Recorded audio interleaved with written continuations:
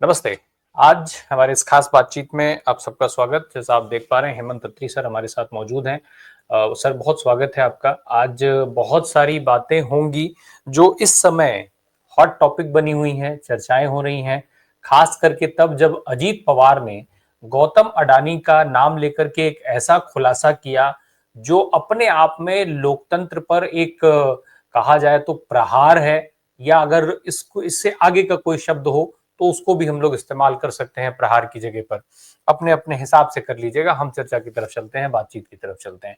दरअसल अजीत पवार ने जो बात कही उससे एक सवाल जो सबसे बड़ा खड़ा होता है वो ये कि हम जिस देश में रह रहे हैं, हमारे जो लोकतांत्रिक अधिकार हैं और लोकतांत्रिक अधिकारों के हिसाब से हम जो सरकार चुन रहे हैं अपने लिए, क्या वो सरकार देश के लिए काम कर रही है, देश चलाने का काम कर रही है, हमारे लिए काम कर रही है, या फिर उस सरकार से ऊपर कोई और है जिसके इशारे पर सरकार काम कर रही है। हेमंत सर, मैं सीधा सवाल पहले तो यही समझ लूं, देश सरकार चला रही है या अडानी जी? देखिए, एक तो राय साहब, एक चीज से मैं सहमत नहीं हूं जो आपने कहा कि लोकतंत्र। भारत में लोकतंत्र होता था। अभी लोकतंत्र आपको कहीं दिखाई देता है? लोकतंत्र में डेफिनेशन थी of the people, for the people, by the people. अब जो है तंत्र, वो एक खास व्यक्ति और एक खास सिस्टम के तहत संचालित किया जा रहा है, और ये नया नहीं है बिल्कुल भी। दर्शक साथियों को बता दूं कि ये मॉडल बहुत पुराना मॉडल है। ये चाइना के अंदर ऑलरेडी लागू है। कहने को कम्युनिस्ट सरकार है वहां पर, वन पार्टी गवर्नमेंट और वन पार्टी सिस्टम, लेकिन वहां पर भी ये सब खेल है। उसमें अगर और आपको साधारण भाषा में समझना है तो रशिया इसका एक अदद उदाहरण है। रशिया के अंदर एक शब्द होता है ओलिगार्क्स मॉडल। ओलिगार्क का मतलब होता है बहुत बड़े धन्ना सेठ या कुलीन। तो हिंदुस्तान के अंदर जो 2014 से शुरू हुआ था, आप इसको लोकतंत्र कहते हैं, मैं इसको कुलीन तंत्र कहता हूं। एक government of the few, for the few, by the few. तो चंद लोगों की, जिसको आप हिंदी में अंग्रेजी में क्रोनी कैपिटलिस्ट कहते हैं, ये एक वो खास तरीके का मॉडल है। उसमें क्या रहता है? रशिया के अंदर क्या है कि पुतिन साहब के खिलाफ कौन चुनाव लड़ेगा, चाहे वो प्रधानमंत्री बन रहे हो चाहे राष्ट्रपति बन रहे हो, वो खुद ही सिलेक्ट कर लेते हैं कि भाई मेरे खिलाफ इसको लड़ने दिया जाए। उसके अलावा कोई बड़ा अगर कोई व्यक्ति जो उनको चैलेंज कर सकता है, तो उसके खिलाफ तमाम तरह के केसेस दर्ज करके उसको जेल में सड़ने को और मरने को मजबूर कर दिया जाता है। ताजा इसका उदाहरण देखिए आप। सबके अलग अलग रूप हैं, लेकिन हकीकत क्या है कि पूरी दुनिया को, हिंदुस्तान की बात छोड़ दीजिए आप, जहां जहां लोकतंत्र है वहां पर ये मॉडल बहुत तेजी से उभर रहा है पिछले एक डेढ़ दशक के अंदर। अमेरिका के अंदर ये पहले भी होता था, आपने देखा वहां बहुत सारी लॉबीज होती है। Gun lobby, weapon lobby, medicine lobby, pharma lobby, और तमाम तरह की लॉबीज होती। वो येन केन प्रकरण कभी डेमोक्रेट्स को स्पॉन्सर करते हैं, फाइनेंस करते हैं, कभी वो रिपब्लिकन्स को फाइनेंस करते हैं। लेकिन वहां एक चीज है कि वहां खुलकर करते हैं। जैसे अभी आप ताजा उदाहरण देखिए एलन मस्क का। एलन मस्क ने खुल के, बिल्कुल पूरी श्रम निरपेक्षता के साथ, हजारों करोड़ रुपए का चंदा ट्रंप साहब को दिया। कोई दिक्कत नहीं, देते रहे। वो उनके मंचों पर भाषण भी दिया। उनका पैसा है, उनकी इच्छा है, वो कहीं भी भाषण दें। लेकिन ट्रंप साहब ने क्या किया? आते ही एक नया मंत्रालय सृजित किया, और वो पूरा मंत्रालय जो अमेरिका का जो सिस्टम है गवर्नेंस का, उसी को चेंज कर देगा।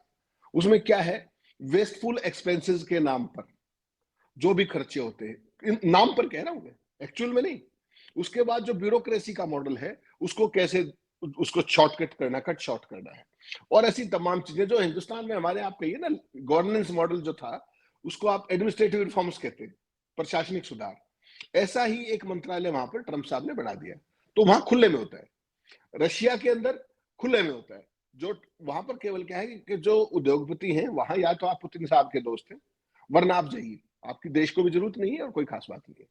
तो वहां पुतिन ही रशिया है, रशिया ही पुतिन है। हिंदुस्तान के अंदर आप 2014 से, और मैं तो कहता हूं 2002 से, 2001 में मोदी जी गुजरात के चीफ मिनिस्टर बन के गए थे, उससे लेकर के आज तक अडानी साहब का जो फिनोमिनल ग्रोथ हुआ है, कितने हजार गुना होगा आपको अंदाजा है? अगर 1 लाख गुना तक ग्रोथ हुआ हो तो आप क्या कहेंगे उसको? तो वो स्थिति है। उस समय अडानी जी कहां थे 2001 में, और आज अडानी जी कहां खड़े हैं? बीच में आपको ध्यान होगा, एक बार वो दुनिया के रिचेस्ट व्यक्ति भी रह चुके हैं, जब पिछले पिछले दो साल पहले।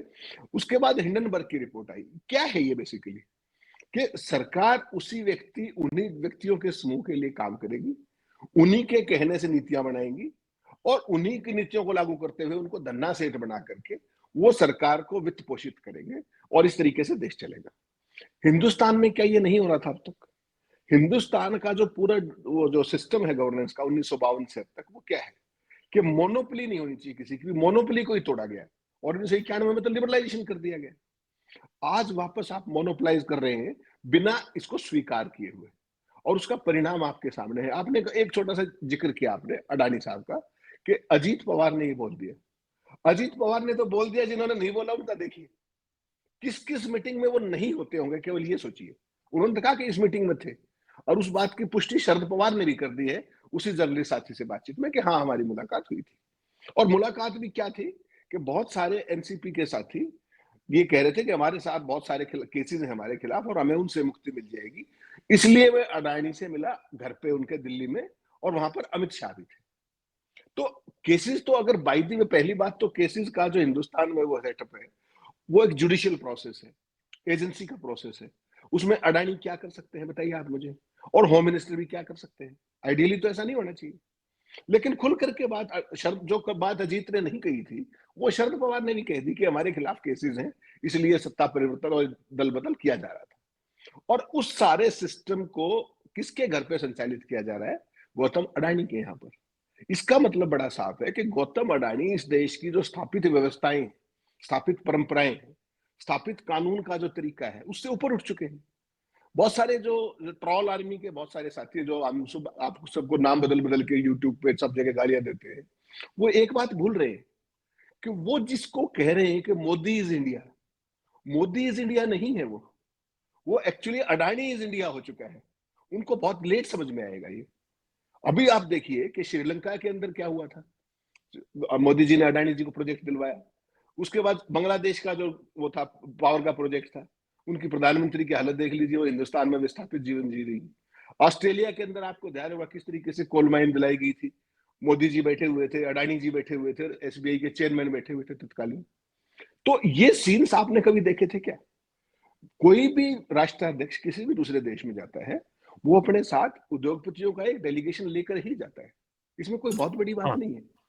लेकिन ऐसा क्या है कि जहां भी मोदी जी जाते हैं ऑफिशियल विजिट पे, स्टेट विजिट पे, अडानी उस हर विजिट का एक इंटीग्रल पार्ट है, और उससे पहले या बाद के अंदर तत्काल उस देश में अडानी जी को कोई बहुत बड़ा प्रोजेक्ट मिलता है। और तमाम राष्ट्राध्यक्ष इस बात की पुष्टि कर चुके हैं। आपने फ्रांस के बिल्कुल। अंदर राफेल डील में भी देखा होगा कि मोदी जी ने कहा था, जब वहां पे जांच हुई तो मोदी जी ने कहा था कि ये प्रोजेक्ट फला आदमी को जाना है। और किसको जाना था? वो छोटे अंबानी को जाना था। अभी जो चाइना के साथ आप देख रहे हैं कि चाइना के साथ डी एस्केलेशन हो रहा है बॉर्डर्स के ऊपर। चाइना ने आज तक उस पर एक लाइन की टिप्पणी नहीं की है। हमारे वाले सब लहलोट हो रखे हैं, बयान जारी कर रहे हैं, सब कुछ कर रहे हैं। इसकी हम्म, बैकग्राउंड भी आपने अगर देखी क्या, उसके अंदर बहुत साफ लिखा हुआ है कि अडानी ने इस बातचीत की जब भूमिका तब बनी जब अडानी ने वहां पर एक कंपनी रजिस्टर करा ली व्यापार के लिए चाइना में। और ये कहीं ना कहीं उसका फॉल आउट है। अभी आपने देखा कि मोदी जी जो शी जिनपिंग से मिले वहां पे ब्रिक्स में, अभी बहुत जल्दी ब्राजील में G20 में फिर मिलने वाले हैं। ये वही शी जिनपिंग है, आपको ध्यान होगा, जो गलवान के अंदर हमारे 20 शहीद हम्म, जवान शहीद हुए थे, और उसके बाद सालों तक बातचीत भी नहीं थी। तो ऐसा क्या है कि जहां अडानी का वेस्टेड इंटरेस्ट आता है कथित तौर पर, वहीं पर सारी चीजें अपने आप ठीक होने चल पड़ती है। पहले नहीं हो रही थी। डिप्लोमेटिक चैनल्स ऑन थे। उससे पहले फौज के तमाम कोर कमांडर स्तर की कितने दर्जन बार मीटिंग हुई। और ऐसा क्या हुआ कि अडानी का एक इंटरेस्ट आया, एक कंपनी रजिस्टर हुई, उसकी बहुत डिटेल्स भी बहुत सोशल मीडिया पे वायरल हुई 15-20 दिन पहले। और आपने देखा किस तरीके से चाइना के साथ भी आपकी पटड़ी दोबारा से चल पड़ी। तो ये देश का जो पूरे का पूरा सिस्टम था, क्या वो एक व्यक्ति के लिए मॉडिफाई किया जा रहा है? क्या सवाल ये है। अजीत हम्म। पवार, शरद पवार, उसमें बहुत छोटे टूल्स हैं, पर्सपेक्टिव लार्जर है। जी पवार, राय हेमंत सर, हेमंत सर, अजीत पवार या शरद पवार ने जो बात कही, अजीत पवार ने जो कही, शरद पवार ने उसको इंडोर्स कर दिया, उससे क्या एक चीज नहीं दिख रही कि हम सरकार की बात कर रहे हैं? अभी तक हम जो बात करते आए थे वो ये कहते थे कि भाई प्रधानमंत्री जो है वो अडानी के लिए काम कर रहे हैं या अडानी को फायदा पहुंचा रहे हैं, ये सारी चीजें। लेकिन शरद पवार और अजीत पवार की जो बात है वो ये साफ नहीं कर दे रही है कि सरकारी नहीं, जुडिशरी भी अडानी साहब के कहीं ना कहीं कंट्रोल में है या उसको कंट्रोल करते हैं। क्या ये चीज ये नहीं निकल रहा है इनकी बात से? साहब, इसको इस जो ये आपने जो शब्द कहा ये थोड़ा सा डेफेमेटरी हो जाएगा। इसको थोड़ा सा घुमा करके लीगल उसके ऊपर लेके आते हैं कि हमारे ऊपर डेफेमेशन भी ना हो। हाँ। जुडिशरी जो है, जुडिशरी का जो अडानी के तमाम केसेस के अंदर आपने रुख देखा, एक जज साहब तो स्पेशली दिल्ली के अंदर सुप्रीम कोर्ट में 15-16 लगातार बैक टू बैक फैसले ध्यान दिया, और उसके बाद उनकी क्या अपॉइंटमेंट हुई वो सबने देखा देश में, कि अडानी साहब के खिलाफ एक भी फैसला नहीं। उसके बाद सबसे रोचक फैसला है हिंडनबर्ग का। हिंडनबर्ग की रिपोर्ट क्या कह रही थी कि शॉर्ट सेलिंग का एक मामला था, उसके अंदर जो विदेश के अंदर कंपनियां हैं, फर्जी कंपनियां, जिनको मोदी जी कहते थे कि मैंने तो सारी बंदी कर दी, खत्म ही कर दी, उनके जरिए जो मॉरिशस और केमेंस आइलैंड और तमाम जगह से पैसा आया और किस तरीके से वो सारा किया गया, उस सारा वो मामला भी सुप्रीम कोर्ट में पहुंचा।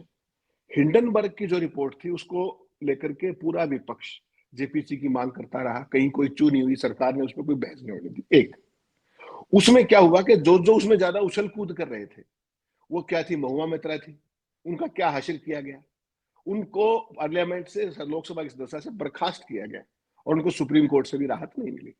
उसके बाद राहुल गांधी को एक मानहानि के केस में पूरी सजा दिलवा करके किस तरीके से वो तो सुप्रीम कोर्ट बीच में आ गया। आपने जो स्पेसिफिक बात की जुडिशरी की, हिंदुस्तान में जुडिशरी को और खासतौर पर सुप्रीम कोर्ट को इतनी अथाह शक्तियां हैं कि कोई भी उस पर रश करेगा, कोई भी इंस्टीट्यूशन की इतनी शक्तियां होती हैं। हिंडनबर्ग की जब रिपोर्ट आई, अडानी की जो नेटवर्थ थी, आपने देखा कितने लाख करोड़ रातों रात उल्टे पैर हो गई, औंधे मुंह हो गई। और उसके बावजूद क्या कोई भी देश की जुडिशरी जिसके पास ताकत है, क्या उसका सुओमोटो कॉग्निजेंस लेती या नहीं लेती? हमारे यहाँ तो जुडिशरी ने सब कुछ होने दिया, और जब उसके पास पिटीशन भी गई तो तत्कालीन सीजे, जो ईमानदारी के प्रतीक कहते हैं अपने आप को, स्वघोषित, अब देखना है कि उनको क्या अपॉइंटमेंट मिलती है। बहुत जल्दी उनको अपॉइंटमेंट भी मिलने वाली है, क्योंकि उन्होंने, वो भी लगभग नॉन बायोलॉजिकल से हो गए थे बाद में, वो प्रभु से पूछ के फैसले करने लग गए थे, प्रभु का ही फैसला था, वही उसी से पूछ के फैसले करते थे। वो घर में प्रधानमंत्री के साथ गणेश पूजा भी करते थे, इतनी महान आत्मा थी। उन्होंने क्या किया कि एक ओपन एंड शट केस था हिंडनबर्ग केस, उसके बावजूद जो आपने जुडिशरी का जिक्र किया, जब वो पिटीशन उनके सामने आई, उन्होंने कहा कि नथिंग डूइंग, इतने दिन के अंदर आप जांच कीजिए। सरकार उसको टालती रही, क्योंकि लोकसभा का चुनाव आ रहा था, तमाम और दूसरे चुनाव थे, टालती रही सरकार। उन्होंने कहा कि 6 महीने का समय दीजिए। वो सेबी की चीफ, आप देख रहे हो डेली उनके क्या क्या कारनामे सामने आ रहे हैं। उस सेबी की चीफ को बनवाया भी किसने था, कभी ये सोचा है आपने? वो बनवाने वाले भी वही लोग हैं जिनको वो आज बचा रही है, और उन्हीं लोगों के कारण आज वो सरकार के गले की फांस बन गई है माधवीपुरी बुच। ना तो वो उसको हटा सकते हैं, ना उसका कुछ कर सकते हैं, ना उससे इस्तीफा ले सकते हैं, और उसके डेली नए कारनामे खुल के सामने आ रहे हैं, कॉन्फ्लिक्ट ऑफ इंटरेस्ट से लेकर तमाम तरह की चीजें। यही वो ओलिगार्क्स मॉडल है कि उन ओलिगार्क्स को पैदा करने के लिए जो कुछ देश के तंत्र में चाहिए, चाहे वो जुडिशरी हो, चाहे वो ब्यूरोक्रेसी हो, चाहे वो सिस्टम एट लार्ज हो, चाहे पॉलिटिक्स हो, और चाहे किसी की सरकार को बनाना या गिराना हो, ये सारे के सारे कंट्यूर्स आपको हिंडनबर्ग रिपोर्ट के पूरे घटनाक्रम में आपको मिल जाएंगे। इसी तरीके से आपने पेगासस वाला मामला देखा होगा, पूरा देश दहाड़ दहाड़ के कह रहा था सुप्रीम कोर्ट ने क्या किया, बता दीजिए क्या किया। कमेटी बना दी एक्सपर्ट्स की, ये कहां है वो रिपोर्ट्स? उसके बाद आप देख लीजिए राफेल के मामले में, सुप्रीम कोर्ट इतना ताकतवर सुप्रीम कोर्ट, उसने कितनी बार पिटीशन में उनको ये कहा, भारत सरकार को, कि आप हमें बताइए सारी डिटेल्स। केवल एक लाइन पर के अड़के खड़े हो गए कि हम आपको कीमत नहीं बताएंगे, और नहीं बताया उन्होंने। तो सुप्रीम कोर्ट का क्या हासिल किया गया? और जो राफेल का मामला था, उसकी जांच फ्रांस में हो रही है, जो बेचने वाला है, और जिन्होंने खरीदा है, जहां भ्रष्टाचार के आरोप है, वहां कोई जांच नहीं हो रही है। और वहां पर बड़ा साफ साफ ये कह रहे हैं कि ऑफसेट का जो क्लॉज था, उसके लाभार्थी कौन लोग थे, आज तक उसमें क्या हुआ? कहीं कुछ नहीं हुआ, क्लोज हो गया मामला। तो यहाँ की जुडिशरी ने एक खास तरीके से, एक खास अंदाज में, कुछ खास वेस्टेड प्रेशर्स के कारण, इंटरेस्ट भी हो सकता है उसके अंदर, कदम पीछे खींच लिए हैं। और वो गिव एंड टेक का मॉडल है। जिन लोगों ने राम जन्मभूमि का फैसला दिया था सुप्रीम कोर्ट में, with all due regards to them, 5 जजों की बेंच थी, 4 को दोबारा अपॉइंटमेंट मिल चुकी है कि नहीं मिल चुकी, और 5 में अभी रिटायर हुए। तो आपने कभी ऐसा भी देखा था क्या? और क्या कारण है कि राहुल गांधी का जो मानहानि का केस था, वो उसमें तो इमीडिएटली सुप्रीम कोर्ट ने पहले ही हियरिंग पे लगाया ना, कि उसमें जो कन्विक्शन था उसको वो स्टे कर दिया गया। गुजरात हाईकोर्ट उसको कितने दिन लेके बैठा रहा। आज सुप्रीम कोर्ट के अंदर ऐसी कितनी बेंचेस हैं जो रोज चर्चा में आप देखते हैं कि अगर फलां जज को चला गया तो आउटकम हमें पता है। तो ये डेमोक्रेटिक सेटअप में कभी नहीं होता था। इसके कुछ लक्षण हो सकता है, क्योंकि हम तो उस टाइम बच्चे थे, 3-4 साल के थे, इमरजेंसी के दौरान इस तरह के रेफरेंसेस आते हैं, लेकिन वो आइसोलेटेड है, 1-2 केस, 3 केस, 4 केस। यहां तो हर रोज देख लीजिए आप, क्रोनी कैपिटलिज्म इतने पीक पर है राय साहब कि आप केवल उसकी कल्पना कर सकते हैं। बॉम्बे का एयरपोर्ट किस तरीके से रातों रात किस किस की रेड हुई, किसके यहाँ रेड हुई और वो कहाँ शिफ्ट हो गया ओनरशिप, किसी को पता लगा? और इस देश में कोई चर्चा भी नहीं है। और कोई विपक्ष का नेता उस बात को उठाता है तो पीड़ित ये कहता है कि नहीं नहीं मेरे साथ कुछ नहीं हुआ। तो ऐसा तो मुझे लगता है कि इतना ब्लेटेंटली तो शायद रशिया में भी नहीं होता होगा, वहां भी थोड़ा हम्म। मोटा कुछ तो ध्यान रखते होंगे। तो यहाँ तो बिल्कुल एक तरीके से अडानी इज इंडिया ऑलरेडी लागू कर दिया गया है। अडानी हम्म। के खिलाफ देखिए, आप एक चीज और देखिए, जो सोशल मीडिया के ट्रोलर्स है, जब हमने परसों शो किया था उसमें कोई भी एक बात कोई हवा में नहीं थी। जो भी हम बात कर रहे हैं वो स्टेब्लिश्ड फैक्ट्स के आधार पर कर रहे हैं। तो जो मोदी जी के चेले हैं वो तुरंत अडानी को बचाने आ जाते हैं। अडानी को अपनी आईटी सेल की भी जरूरत नहीं है, वो बीजेपी वाली सेल ही काम कर देती है उनकी। पार्लियामेंट के अंदर देख लीजिए, हिंडनबर्ग की रिपोर्ट आई, इतना बड़ा इशू हुआ, उनको कौन डिफेंड कर रहा है? पूरी बीजेपी डिफेंड कर रही है। तो वो उनको बेसिकली बदनामी किसकी है? बदनामी मोदी की है। लेकिन वो बदनामी में भागीदार कौन है? पूरी बीजेपी, पूरी की पूरी भारतीय जनता पार्टी के साथ खड़ी नहीं होती। आपने हम्म। बीजेपी के मंत्रियों और अध्यक्षों को संसद के अंदर शोर मचाते हुए नहीं देखा सेंसिटिव इश्यूज के ऊपर। तो ये क्या चीज है राय साहब? ये वो चीज है कि आप मंत्री हो किसी की टीम के, लेकिन आपका रिमोट किसी और के पास है, और आपके टीम लीडर का रिमोट भी किसी और के पास है। इसीलिए वो टीम लीडर आज की तारीख में बहुत ही दुर्भाग्यपूर्ण स्थितियों, मुझे कहना पड़ता है कि वो एक औद्योगिक घराने का कहीं सेल्समैन तो नहीं बन गया है। ऑस्ट्रेलिया के अंदर जो सीर आए थे, जो कोल प्रोजेक्ट का जो मामला था जिसमें वहां पर जबरदस्त विरोध हुआ, वहां पर क्या था कि अडानी साहब बैठे हैं, मोदी जी बैठे हुए हैं, और एसबीआई के चेयरमैन अनुरुद्ध भट्टाचार्य बैठी हुई थी। और वो क्या कह रहे थे कि हम इतना एक 1 बिलियन उसका वो करेंगे, डॉलर्स का इसमें इन्वेस्टमेंट करेंगे। तो जिसको करना है वो करे, लेकिन क्या प्रधानमंत्री इस तरीके से आपने कोई भी देखा था क्या? तो किसी एक पर्टिकुलर ग्रुप, अच्छा फिर उसमें मोनोपोलाइजिंग की तरफ बढ़ रहे हैं। एयरपोर्ट्स में जब अडानी जी को एयरपोर्ट्स दिए गए, आज की तारीख में हालत यह है कि इस देश के ऑलमोस्ट 1/4 जो ट्रैफिक है, एयर ट्रैफिक, उसको अडानी की कंपनी हैंडल कर रही है। उनको कोई एक दिन का भी तजुर्बा था क्या पहले एयरपोर्ट उसका मेट्रो चलाने का? दे दिया उनको। रोड, सरफेस ट्रांसपोर्ट, पुल, आप कोई चीज का नाम, सीमेंट, सब कुछ मोनोपोलाइज कर दिया गया है। मीडिया के अंदर जिस तेजी से वो लोग घुस रहे हैं। तो इस पूरी परिस्थितियों को आप ओलिगार्क मॉडल के अलावा और कोई, इसको हम लोकतंत्र कह रहे हैं, लेकिन हकीकत में जब सारे तंत्र आप देखिए, एजेंसियां क्या कर रही हैं, इनकम टैक्स क्या कर रहा है, आप ईडी क्या कर रहा है, कोई तो देख लीजिए। संवैधानिक संस्थाएं थी, वो किसके इशारे पे काम कर रही है? चुनाव आता है तो पॉलिटिकल पार्टियां बाद में पहुंचती है, पहले ये पहुंच जाती है अपोजिशन के। रूलिंग वालों के इनको कभी कुछ नहीं मिलता है। तो ये क्या है? ये वही तो है रशियन मॉडल, कि विरोधियों को निशाने पे लेना है। और अब जो बात कह रहे हैं अजीत पवार, वो तो केवल एक बानगी भर। आप ये हम्म। देखिए कि अगर महाराष्ट्र में महाराष्ट्र विकास अघाड़ी की सरकार आ जाती है, तो अडानी को छोड़ दीजिए आप, अडानी का तो एक वो इतना लाखों करोड़ रुपए का जो प्रोजेक्ट है, जो सलमकार, ये सारे का सारा, एक उद्योगपति का मुझे नाम बताइए देश में, टॉप कॉर्पोरेटर का, जिसका वहां पर इंटरेस्ट ना हो। महाराष्ट्र के अंदर है कोई ऐसा? बॉम्बे है, वहां पर देश की आर्थिक राजधानी बिल्कुल। है, तो हरेक का वेस्टेड इंटरेस्ट वहां पर है। और झारखंड की जब आप बात करेंगे, झारखंड में क्या स्थिति है? झारखंड की माइनिंग पे सबसे ज्यादा निगाहें किसकी है? केवल अडानी की। तो can they afford losing Maharashtra and Jharkhand?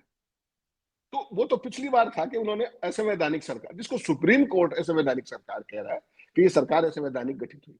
जो आपने सवाल किया जुडिशरी, जुडिशरी ने कहा कि ये सरकार असंवैधानिक है। जो सरकार असंवैधानिक है उसको बर्खास्त क्यों नहीं किया गया? उसने हम्म। कार्यकाल पूरा कैसे कर लिया? जुडिशरी पे हम्म। भी सवाल तो उठेंगे ना साहब। हमें ट्रोल करने से नहीं होगा। ये जो ट्रोलर्स हैं 2-2 रुपए वाले, इनकी जब खुद भूखे मरेंगे ये, अभी तो इनको मजा आ रहा है। आज हालत ये है राय साहब कि देश के अंदर कोई भी आदमी सवाल उठाता है तो उसको एप्रिसिएशन करने की बजाय उसकी ट्रोलिंग की जाती है।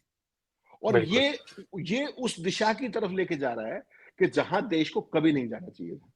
ये देश का जो डेमोक्रेसी है, ये अर्जित लोकतंत्र है। यहाँ पर हजारों हजार स्वतंत्रता सेनानियों ने अपनी जानों की कुर्बानियां दी, अपनी बिल्कुल। जवानियां जेलों में गंवा दी। और उन लोगों की जो दी गई आपको जो आजादी थी और जो लोकतंत्र था, उस लोकतंत्र को आज कुलीन तंत्र में बदला जा रहा है। और समाज में एक बहुत बड़ा वर्ग पैदा कर दिया गया है जो उसके पक्ष में खड़ा है, और लोकतंत्र की बात करने वालों को गाली गलौज कर रहा है, और सरेआम कर रहा है, नाम बदल के कर रहा है, और सरकारी ये संरक्षण में कर रहा है। तो ये, इसको बहुत आप लोकतंत्र मत कहिए, ये कुलीन तंत्र है। दिस इज ए बहुत government, this is a interest system of the few, for the few, by the few. ये चीज आपको आने वाले समय में हर रोज दिखाई देगी। जी। बहुत बहुत इंटरेस्टिंग है कि आपने जो बात कही, तो अब ये जो भाजपा आईटी सेल की चर्चा होती थी, अब एक इस बात की भी मुझे लगता है चर्चा होनी चाहिए कि आईटी, वो भाजपा आईटी सेल है कि आईटी सेल अडानी का है, कौन किसके लिए काम कर रहा है, अब लोगों को ये भी समझने के लिए दोबारा से प्रयास करना पड़ जाएगा। खैर, ओलिगार्क मॉडल की बात हुई सर, क्या जिस तरीके से पुतिन साहब अपने आप को बिल्कुल पद के साथ जोड़ चुके हैं, तो क्या हम लोग भी अब उस तरफ बढ़ रहे हैं क्या, कि एक मोदी जी ही पद पर बने रहेंगे, बाकी कहीं कोई चिंता की बात नहीं रहेगी? ये आपने लगातार देखे नहीं क्या? आप एक बात कहिए हम्म, मुझे कि इसमें हम देखिए, ना तो आप पॉलिटिशियन ना मैं पॉलिटिशियन, ना हमें कभी पॉलिटिक्स में आना। आप मुझे एक बात बताइए कि इस देश के अंदर कितने बड़े बड़े फैसलों के बावजूद भारतीय जनता पार्टी सत्ता में रिपीट करती रही है। आपको ध्यान होगा जब कोविड के अंदर लॉकडाउन किया था, पूरा देश कोहनी पे आ गया था, स्टैंड स्टिल हो गया था। उसके बाद उत्तर प्रदेश का रिजल्ट देख लीजिए आप। उससे पहले जब नोटबंदी की गई थी, पूरा देश गलियों में वो खड़ा हुआ था। सारा देश मतलब जिस तरीके से प्रधानमंत्री सैडिस्टिक प्लेजर ले रहे थे, उसके बाद के परिणाम देख लीजिए। बारिंग ए फ्यू स्टेट कि जहां पर इनको ये लगा, इस बार तो हरियाणा में भी जो उन्होंने जीत की, वो भी कमाल की जीत। सारा देश क्या कह रहा था और अकेले नायब सिंह सैनी और मोदी क्या कह रहे थे, और वही चीज जाके प्रधानमंत्री जी ने वहां कहनी शुरू कर दी महाराष्ट्र में। यहाँ क्या हुआ था, घटनाक्रम देखिए। चुनाव के परिणाम से पहले दिन श्रीमान नायब सैनी जो थे कार्यवाहक मुख्यमंत्री, वो कहते हैं कि चुनाव हम ही जीतेंगे, सारे बंदोबस्त कर लिए गए हैं और छत्तीसगढ़ और मध्य हम्म, प्रदेश के मॉडल पे जीतेंगे। वो जीत गए चुनाव, जैसे जीते आपने देखे। अब प्रधानमंत्री महाराष्ट्र में जाके क्या हंस रहे हैं, फिर मजाक उड़ा रहे हैं कि महाराष्ट्र में भी हम ही जीतेंगे जैसे हम हरियाणा में जीते थे। तो हरियाणा के लिए छत्तीसगढ़ का मॉडल था और महाराष्ट्र के लिए हरियाणा का मॉडल है। तो ये सारी चीजें जो छत्तीसगढ़ के अंदर आप कभी कल्पना कर हम्म, सकते थे कि वहां बीजेपी रिपीट कर जाएगी, वापस आ जाएगी? कोई कहने वाला नहीं था देश में। कोई एक चैनल जो इनके डॉगी चैनल्स में, वो भी नहीं कह रहे थे। हरियाणा के अंदर किसी एक ने कहा हो, इवन भाजपा के नेता ने कहा हो किसी ने, उस व्यवस्था से पहले जिसका आप जिक्र नायब सिंह सैनी साहब कर रहे थे, हम्म, और वो हम्म, व्यवस्था क्या थी वो तो सैनी साहब बताएंगे। तो ये एक खास तरह की जो व्यवस्था है, इसका भी कभी ना कभी पिटारा खुलेगा, ऐसी बात नहीं। डेमोक्रेसी जी, के अंदर कोई चीज सदा के लिए छिपी नहीं रहती। जो जो जिस तरह की मैं सिस्टम है, कोई बीजेपी का ही कल को कोई व्यक्ति बोल देगा कुछ तरह। अब अजीत पवार ने बोला ही ना, जो पर्दे के पीछे रहस्य था कि अडानी क्या करते हैं, वो अजीत पवार ने खोल दिया ना। उसकी पुष्टि शरद बिल्कुल, पवार ने कर दी ना। तो कल कोई ईवीएम्स में क्या होता था, डेटा मैनिपुलेशन कैसे होता था, कहां से कैसे, इजराइल के कौन से सॉफ्टवेयर थे जिनके थ्रू डेमोक्रेसी का चीरहरण किया जा रहा था, वो चीजें कभी ना कभी तो आएंगी ना। तो ये सदा के लिए नहीं चल सकता, लेकिन जब तक चल रहा है तब तक चल रहा है। और जब तक आपने कहा कि अडानी की ट्रोल आर्मी है या मोदी की, देखिए अडानी को और मोदी को अलग करने की भूल हम क्यों करते हैं? दोनों एक ही हैं। आप सर मोदी, दो सवाल मेरे और हैं संक्षेप में, और दोनों सवाल एक दूसरे से जुड़े हैं और इसी लाइन से जुड़े हैं जो अभी आपने बोली है।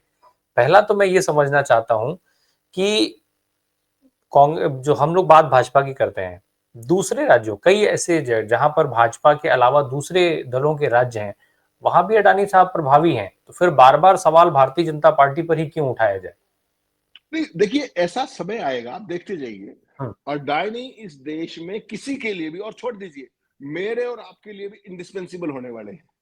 जिस तरीके हम्म, की मोनोपोलिस्टिक पॉलिसीज ले आया ना केंद्र सरकार, तमाम चीजें ऐसी जगह होंगी जिसके लिए जो भी बेसिक चीजें चाहिए उस बिजनेस को करने के लिए, फॉर एग्जांपल माइनिंग है, फॉर एग्जांपल सीमेंट के कुछ वो है, उसमें इस तरीके से मोनोपोलाइज वो कर दिया जाएगा कि केवल घूम के फिर के आगे पीछे येन केन प्रकरण अडानी को लाना ही पड़ेगा, वरना आपका काम ठप हो जाएगा। एक बात तो हम्म, ये है। और जो दूसरा आपने कहा कि अडानी, देखिए कांग्रेस पार्टी, अगर आज कांग्रेस पार्टी विचारधारा की पार्टी नहीं रही है, मैं आपको लगातार कहता रहा हूं, बहुत सारे लोग उस बात को समझ नहीं रहे। हम्म, हम्म, कांग्रेस पार्टी के अंदर ऐसे तमाम बीजेपी की स्लीपर सेल्स हैं जो ओपनली काम करती हैं। हरियाणा के चुनाव में भी आपने देखा, महाराष्ट्र मध्य प्रदेश के चुनाव में आपने देखा, हम्म, छत्तीसगढ़ के चुनाव, आप कोई राजस्थान के चुनाव में देखा, किसी चुनाव में देख लीजिए, जीता जाता चुनाव कैसे हारते हैं वो। तो वो वही आईटी से, वो जो उनकी कांग्रेस पार्टी के अंदर वो जो बैठे हुए हैं उनके, या वो कोई लूज टॉक कर देंगे या कोई ऐसा बयान दे देंगे जिसको बीजेपी जिस पर खेल जाएगी। ऐसी तमाम चीजें हैं जो अडानी के पेरोल पे कहीं ना कहीं डायरेक्टली या इनडायरेक्टली होंगी, नहीं तो अदरवाइज तो कोई हम्म, इस तरह की चीज नहीं करेगा।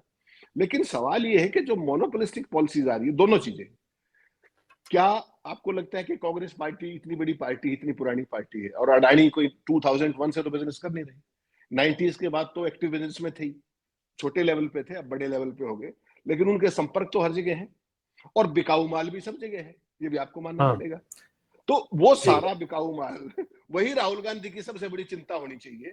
और राहुल गांधी की ट्रेजेडी देखिए कि उन्हीं लोगों को वो अपना चुनाव आउटसोर्स कर देते हैं, फला स्टेट में फला होगा, फला स्टेट में फला होगा। बिल्कुल। कमलनाथ ने क्या किया मध्य प्रदेश में, भूपेश बघेल ने छत्तीसगढ़ में क्या किया, राजस्थान में क्या हुआ, हरियाणा में क्या हुआ, ये सारी चीजें दिख रही। ये वैसे नहीं होता है, सर इसमें इसमें सर एजेंसियों का भी रोल होता है, एजेंसियों का भी दबाव होता है, तमाम चीजें हैं इसमें। सर अब इसी से रिलेटेड मेरा जो दूसरा सवाल था, हम अंत में जरा उसको भी हम समझ लें। अब जब ये खुलासा हो गया है, अब पूरा अभी तक तो अब ओपन आ गया है भाई, ठीक है कि अमेरिका और रूस में ये सिस्टम चल रहा था, अपने यहाँ अभी तक ये सिस्टम था, स्वीकार नहीं किया जा रहा था, अब तो स्वीकार वाली मुद्रा में सब लोग आ गए हैं और साफ हो गया है मामला। अब ये बताएं सर कि जब कांग्रेस में भी कनेक्शन इतना अच्छा है, तो अडानी फिर इस बदनामी के साथ मोदी के साथ क्यों चिपके रहेंगे? क्या इस खुलासे का असर भाजपा अडानी या भाजपा अडानी मोदी के संबंधों पर पड़ेगा, पड़ना नहीं चाहिए पड़ और पड़ेगा, दोनों सवाल है मेरा सर।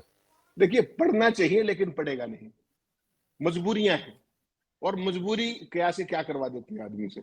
आपने आपने 6-7 महीने पहले खबर पड़ी होगी कि एक देश के हमारे देश के एक बहुत बड़े उद्योगपति ने विपक्ष के एक बहुत बड़े नेता से होटल में मुलाकात करने की कोशिश की किसी दूसरे देश में, और वो जो जो जो उस पार्टी की जो विदेश प्रवास की जो भी सेल होती है, एनआरआई सेल होती है, उसके मुखिया ने उस चीज को फैसिलिटेट करने की कोशिश की, और उस नेता ने उस व्यक्ति से मिलने से, उद्योगपति से मिलने से मना कर दिया।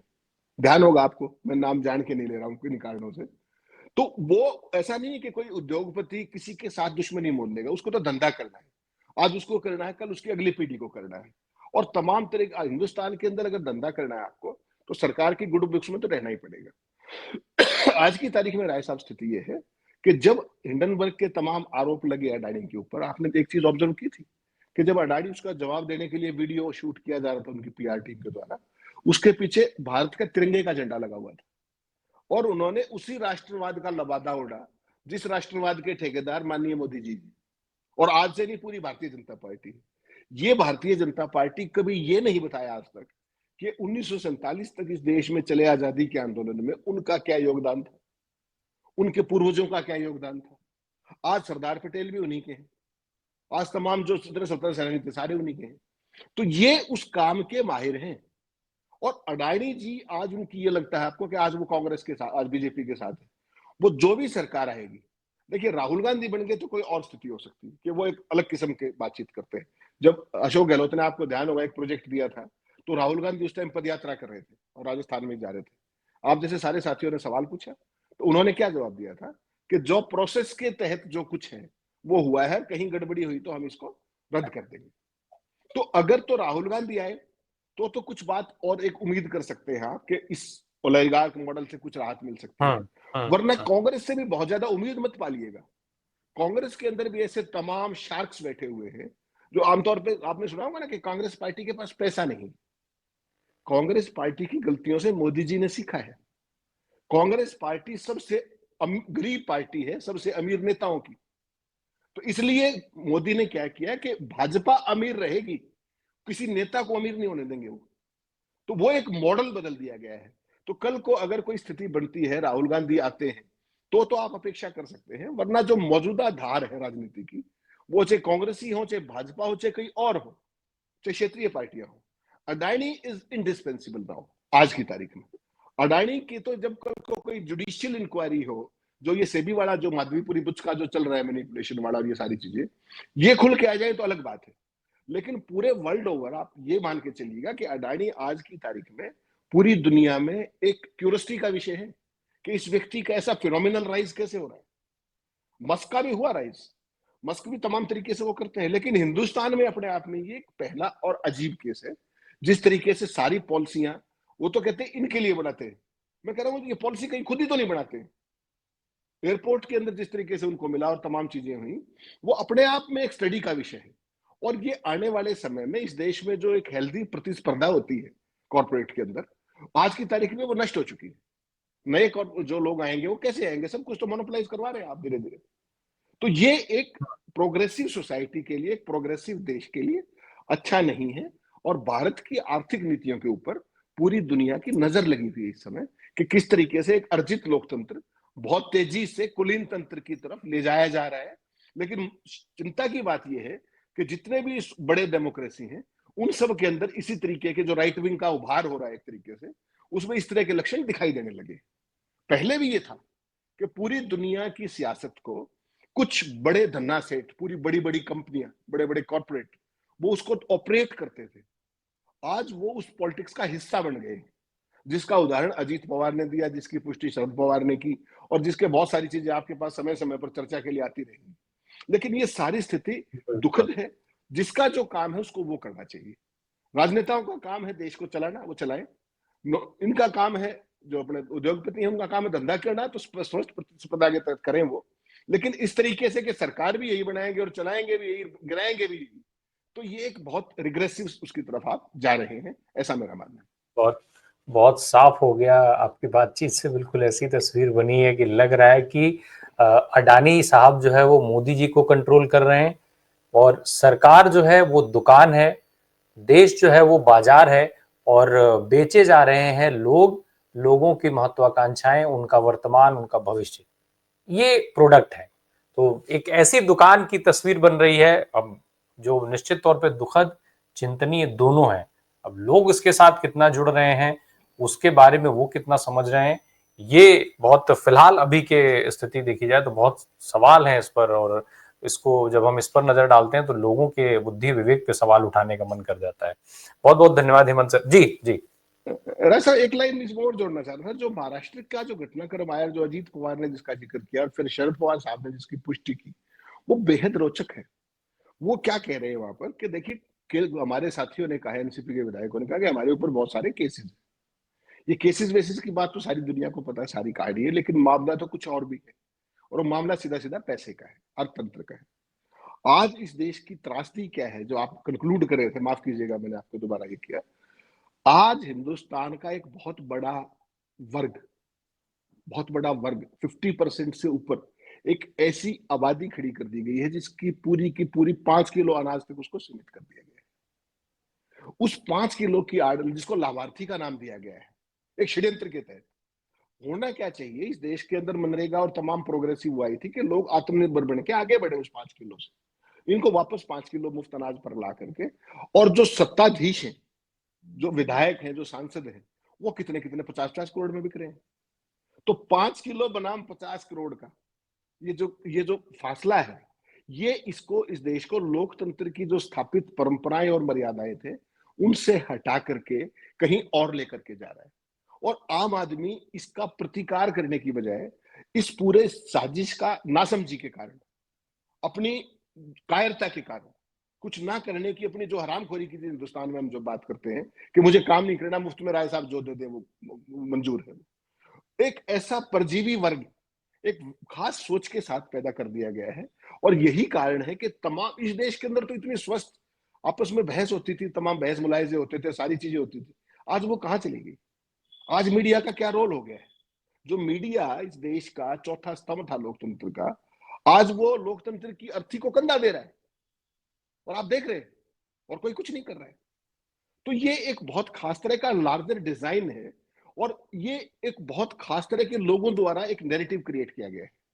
इसकी केवल इसके ऊपर आप खुद पर रहम कर सकते हैं, और प्रतिकार समाज करे ना करे, लेकिन चंद लोग अगर आवाज उठाएंगे तो हो सकता है कल को एक मोमेंटम बने और सवाल जवाब की दोबारा परंपरा शुरू हो, ऐसा मेरा मानना है। शरद पवार साहब के ऊपर महाराष्ट्र बहुत भरोसा करता है, और इस तरीके की चीजें जो उनकी तरफ से जो बात आई, और जब दोनों चीजें स्पष्ट होंगी तो मुझे लगता है शायद महाराष्ट्र के लोगों को जितना दुख होगा उतना उसकी कल्पना हर व्यक्ति नहीं कर पाएगा। क्योंकि शरद पवार को हमेशा से महाराष्ट्र ने बहुत ज्यादा सम्मान दिया है, उनके ऊपर भरोसा किया है। इसी वजह से उनकी बात जब भी होती है तो विपक्ष भी शरद पवार के फेवर में खड़ा हुआ दिखाई दे जाता है। मतलब चाहे, अब विपक्ष का मतलब मैं सत्ता या सरकार की बात नहीं कर रहा हूँ, शरद पवार की पार्टी के अलावा जो भी सियासी दल है, शरद पवार पर जल्दी कमेंट करने से लोग बचते हैं। ऐसे में शरद पवार साहब गुमराह कर रहे हैं महाराष्ट्र की जनता को, क्योंकि अजीत पवार के खुलासे के बाद मुझे लगता है पूरा सच बताना चाहिए था शरद पवार को, ये सारे मामले थे और राजनीति के लिए सब कुछ जरूरी है, क्योंकि अब तो वो सभी संन्यास के दौर में है। जैसे जाते जाते चंद्रचूड़ साहब ने सवाल पूछने वाले हर भारतीय को ट्रोलर बता दिया था, शरद पवार साहब इतना खुलासा तो कर ही सकते हैं। बहुत बहुत धन्यवाद सर, बहुत बहुत धन्यवाद। नमस्ते। अवध कॉन्क्लेव जिसका बहुत दिनों से इंतजार था आ गया। 16-17 नवंबर, मोती महल लॉन, राणा प्रताप मार्ग, स्टेडियम के पीछे, लामटनर गर्ल्स के सामने। बहुत से एड्रेस हैं। मोती महल अगर आप लखनऊ के हैं तो आप वहां पे शादी ब्याह में जरूर रहे होंगे। बड़ा आयोजन कर रहे हैं, बड़ा प्रयास है, और इस प्रयास में आपका आना बहुत ही जरूरी है। आपकी भागीदारी वहां हमें ना केवल उत्साह देगी, बल्कि जो लोग बाहर से आ रहे हैं उनको भी एक अच्छा लगेगा कि लखनऊ के लोगों में कुछ है। विषय अलग अलग हैं। सुधांशु भी उस विषय के बारे में बताएंगे। डे 1 का मैं बता दे रहा हूँ, डे 2 का सुधांशु बता देंगे, या लिटरेचर है। फिर एक बड़ा विषय यह है जिसपे हम सब लोगों को विचार करना चाहिए और आगे कैसे चले। हमारी जो हेल्थ की में सबसे बड़ा आज की तारीख में दवा है। इसके लिए दिनेश ठाकुर यूएस में रहते हैं, बड़ा काम किए हैं, नाम बड़ा है। डॉक्टर पुनीत मोहन है। पुनीत मोहन का डिस्क्लेमर यह है कि हम लोगों के क्लास फेलो हैं। घर की मुर्गी दाल बराबर है। वो भी यूएस पे रहता है लेकिन अपनी जड़ों से बिल्कुल जुड़ा हुआ है। आर्ट एंड कल्चर है। आर्ट एंड कल्चर में आपको अतुल तिवारी सर मिलेंगे। आप बहुत से लोग अतुल तिवारी को याद होंगे, 3 इडियट्स वाले अतुल तिवारी जी, वो सबसे एक उनका तुरंत रिकॉल वैल्यू होती है। अस्करी नकवी साहब है, बहुत से लोग हैं। और सेकेंड डे की बहुत सी हाइलाइट्स हैं, लेकिन आपसे आग्रह ये होगा कि आप पहले दिन 1 बजे शुरू करेंगे। अंतिम जो हमारा वो होगा, सुधांशु के बारे में बताएंगे, कथक है। सेकेंड डे 11 बजे शुरू करेंगे। और लास्ट में हमारा एक अवार्ड फंक्शन है। वो अवार्ड फंक्शन में आप जरूर रहिएगा, क्योंकि देश के कुछ ऐसे लोग हैं जिन्होंने अपने स्वार्थ को छोड़ के हमारे और आपके लिए उन्होंने बहुत सी चीजें त्याग की। अमेरिका की अगर कोई आईआईटी कानपुर से एक महिला पास करती हैं, अमेरिका के बॉस्टन में नौकरी करती हैं और फिर हिंदुस्तान वापस आती हैं और एक लंबी लड़ाई लड़ती हैं, तो इस तरह की सुधा भारद्वाज, उनको फेलिसिटेट कर रहे हैं। और बहुत से नाम होंगे। सुधांशु। आनंद ने आपको प्रोग्राम के बारे में तो काफी कुछ बता दिया, तो बात मुख्तसर रखते हुए मैं फिराक साहब को याद करता हूँ कि ये कह के डाली बिनाए दिल दस्ते गैब ने गुलशने जहां में, कि चमन के हर खारो खस के नीचे दबा हुआ एक शरार होगा। तो आपके अंदर जो चिंगारी पिन्हा है उसको और भड़काने के लिए ये एक फेस्टिवल ऑफ फ्री थॉट्स है। Glory to hope. Highlights Anand ने आपको बताई। ये बता दूं कि Prakash Jha ji, noted film maker, वो भी आ रहे हैं और 17 को वो अवार्ड भी देंगे और उनसे 1-to-1 सेशन भी है। इसके अलावा 16 की शाम को प्रोग्राम के बाद कोई 6:15 बजे से लेकर 7:30 बजे तक पंडित अनुज मिश्रा और उनके ट्रूप का बहुत जबरदस्त एक कथक का भी प्रोग्राम है। तो मुझे उम्मीद है कि पूरा सेशंस जो है, प्रोग्राम आपके मन मुताबिक होगा और आपको आनंद आएगा। तो आप जरूर आए। 1 बजे मोती महल लॉन्च, 16 तारीख, आपसे मिलेंगे। सुधांशु एक हाईलाइट बता दें, क्योंकि वो हाईलाइट वैसे नहीं बताते हैं। इस प्रोग्राम में कोई चीफ गेस्ट नहीं है। इस प्रोग्राम में की नोट एड्रेस है 2 ऐसे ज्ञानी लोग, अशोक वाजपेयी साहब और प्रोफेसर रामदेव शुक्ल, ज्ञान का सागर बैठे। और मैं इसलिए कह रहा हूं क्योंकि ये मुश्किल लोग हैं, बहुत ज्ञान है। वो की नोट एड्रेस दोनों दिन का, 1 से 2 पहले दिन करेंगे, दूसरे दिन 11 से 12 फिर रामदेव शुक्ल साहब का है। तो आइए, और इस तरह की धरोहर जैसे लोग हैं। और एक सेलिब्रेशन और है जो हमारा है, हम लोगों ने 1 मिलियन सब्सक्राइबर कर लिया है, तो शायद उसका भी एक सेलिब्रेशन है जो अंडरटोन है, कहा नहीं जा रहा है, लेकिन आइएगा जरूर, आपका इंतजार रहेगा। Thank you. See you at 1 p.m. on 16th in Moti Mahal Lawns.